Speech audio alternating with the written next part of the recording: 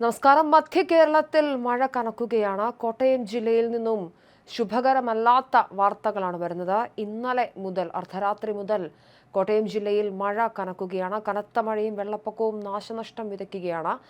മീനച്ചിലാർ കര കവിയുന്നു. താഴ്ന്ന പ്രദേശങ്ങൾ വെള്ളത്തിനടിയിലാകുന്നതായി റിപ്പോർട്ടുകളുണ്ട്. മഴ ശക്തമായി തുടരുന്ന സാഹചര്യത്തിൽ കോട്ടയം ജില്ലയിലെ പ്രൊഫഷണൽ കോളേജുകൾ ഉൾപ്പെടെ എല്ലാ വിദ്യാഭ്യാസ സ്ഥാപനങ്ങൾക്കും ഓഗസ്റ്റ് 3 തിങ്കളാഴ്ച ഇന്ന് ജില്ലാ കളക്ടർ ചേതൻ കുമാർ മീന അവധി പ്രഖ്യാപിച്ചു കഴിഞ്ഞു. അംഗനവാടികൾ, ട്യൂഷൻ സെന്ററുകൾ, സ്പെഷ്യൽ സെന്ററുകൾ, സ്പെഷ്യൽ ക്ലാസുകൾ എന്നിവയ്ക്കും അവധി ബാധകമാണ്.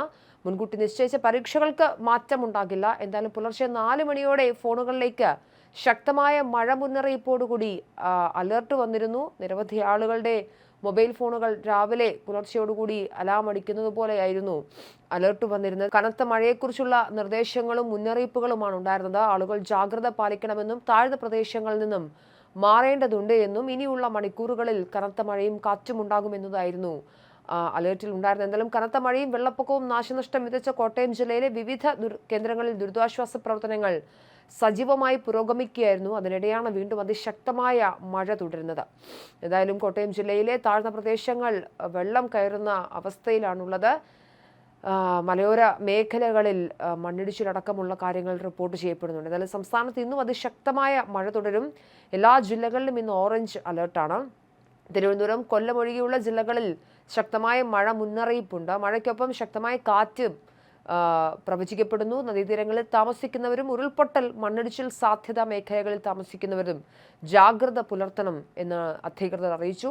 തെക്കൻ ഗുജറാത്ത് തീരം മുതൽ വടക്കൻ കേരള തീരം വരെ തീരദേശ ന്യൂനമർദ്ദപാത്തി തുടരുന്നതാണ് കേരളത്തിൽ ശക്തമായ മഴയ്ക്ക് കാരണം. കാലാവസ്ഥ മോശമായതിനാൽ കേരള തീരത്ത് നിന്നും മത്സ്യത്തൊഴിലാളികൾ കടലിൽ പോകരുതെന്ന് നിർദ്ദേശമുണ്ട്. സംസ്ഥാനത്തെ ഒട്ടുമിക്ക ജില്ലകളിലും രാത്രിയും തോരാമഴ തുടരുന്നതിനാൽ ജനജീവിതം ദുസ്സഹമായി. കനത്ത മഴയിലും കെടുതികളിലും പെട്ട് ഇന്നലെ 6 പേർ കൂടി മരണപ്പെട്ടു. സംസ്ഥാനത്ത് ഇതുവരെ മഴക്കെടുതിയിൽ മരണം 15ആയി ഉയർന്നു. ഇതിൽ 11 മരണങ്ങളാണ് ഇതുവരെ ഔദ്യോഗികമായി സ്ഥിരീകരിച്ചിട്ടുള്ളത്. തിരുവനന്തപുരത്തും കൊല്ലത്തുമായി കടലിൽ വള്ളം മറിഞ്ഞ് കാണാതായ 4 മത്സ്യത്തൊഴിലാളികൾക്കായി തെരച്ചിൽ തുടരുകയാണ്. മഴ ശക്തമായി തുടരുന്നതിനാൽ പമ്പാ നദിയിൽ ജലനിരപ്പ് ഉയരുന്നുണ്ട്. സ്ഥിതിഗതികൾ വിലയിരുത്തുന്നതിനായി മന്ത്രിയുടെ നേതൃത്വത്തിൽ അടിയന്തര യോഗം ചേരുന്നുണ്ട്. റാന്നി, കോഴഞ്ചേരി താലൂക്കുകളിൽ അതീവ ജാഗ്രത പാലിക്കണമെന്ന് ജില്ലാ ഭരണകൂടം നിർദ്ദേശം നൽകി. അപകട സാധ്യതയുള്ള കൂടുതൽ പ്രദേശങ്ങളിൽ നിന്നും ആളുകളെ സുരക്ഷിത സ്ഥാനങ്ങളിലേക്ക് മാറ്റിപ്പാർപ്പിച്ചു വരികയാണ്. ഡാമിന്റെ വൃഷ്ടി പ്രദേശത്ത് പെയ്യുന്ന കനത്ത മഴയെ തുടർന്ന് മൂഴിയാർ ഡാമിലെ ജലനിരപ്പ് റെഡ് അലർട്ട് ലെവലായ 190 മീറ്ററിലെത്തി. ജലനിരപ്പ് ഡാമിന്റെ പരമാവധി സംഭരണശേഷിയായ 192.63 മീറ്ററിലേക്ക് എത്തിയാൽ ഷട്ടർ തുറക്കും. വെള്ളം കക്കാട്ടാറിലേക്കാണ് ഒഴുക്കിവിടുമെന്നാണ് അധികൃതർ അറിയിക്കുന്നത്. ഡാം തുറക്കുന്നത് മൂലം കക്കാട്ടാറിലും പമ്പാ നദിയിലും ജലനിരപ്പ് ഉയരും. അതിനാൽ കക്കാട്ടാറിന്റെയും പമ്പാ നദിയുടെയും ഇരുകരകളിൽ താമസിക്കുന്നവരും പൊതുജനങ്ങളും ജാഗ്രത പുലർത്തണമെന്ന് ജില്ലാ ദുരന്ത നിവാരണ അതോറിറ്റി അറിയിക്കുന്നുണ്ട്.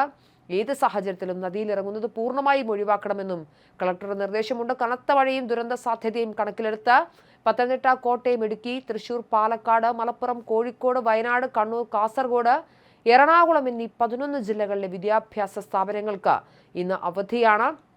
കൂടാതെ ആലപ്പുഴ ജില്ലയിലെ കുട്ടനാട്, ചെങ്ങന്നൂർ താലൂക്കുകളിലെ വിദ്യാഭ്യാസ സ്ഥാപനങ്ങൾക്കും ഇന്ന് അവധിയുണ്ട്. കഴിഞ്ഞ ദിവസങ്ങൾ അതിശക്തമായ മഴ ലഭിച്ച മലയോര മേഖലകളിലെ ജനവും അതീവ ജാഗ്രത പാലിക്കണമെന്ന് അധികൃതർ മുന്നറിയിപ്പ് നൽകി. ഉരുൾപൊട്ടൽ, മണ്ണിടിച്ചിൽ സാധ്യതയുള്ള പ്രദേശങ്ങളിൽ താമസിക്കുന്നവർ ജാഗ്രത പാലിക്കണം. സുരക്ഷിതമായ സാഹചര്യങ്ങളിലേക്ക് മാറണമെന്നും നിർദ്ദേശമുണ്ട്.